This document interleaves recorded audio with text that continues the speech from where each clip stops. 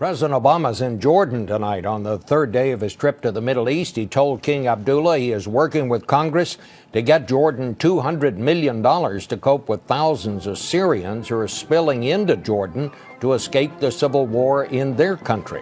Mr. Obama said he's worried that Syria will become an enclave for extremists, but he reacted sharply when asked why the United States is not doing more to help the rebels there. The United States often finds itself in a situation where if it goes in militarily, then it's criticized for going in militarily. And if it doesn't go in militarily, then people say, why aren't you doing something militarily? And my response at this stage is to make sure that what we do contributes to bringing an end to the bloodshed as quickly as possible. Our Barry Peterson is in Damascus tonight, where the situation remains tense and more complicated than ever.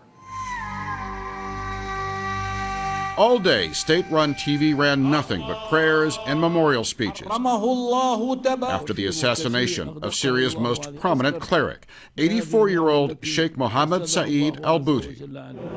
An eyewitness said the suicide bomber blew himself up while giving al-Buti a hug at the mosque where he was preaching.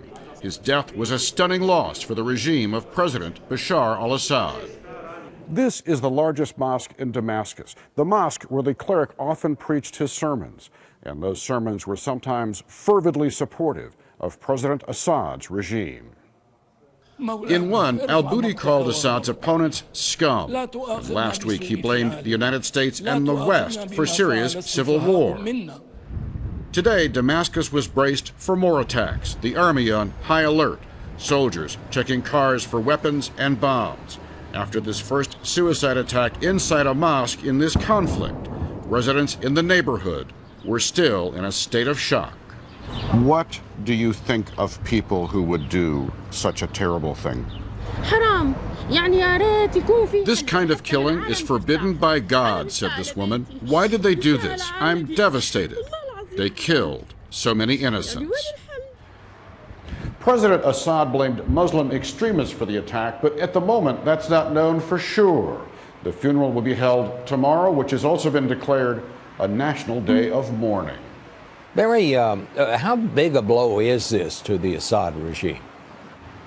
Well, you have to think, Bob, that it's very big. This was Syria's most revered cleric, and he used that religious prominence to support and legitimize the Assad regime, something Assad and his army need now more than ever as they face the rebels on an increasing number of fronts.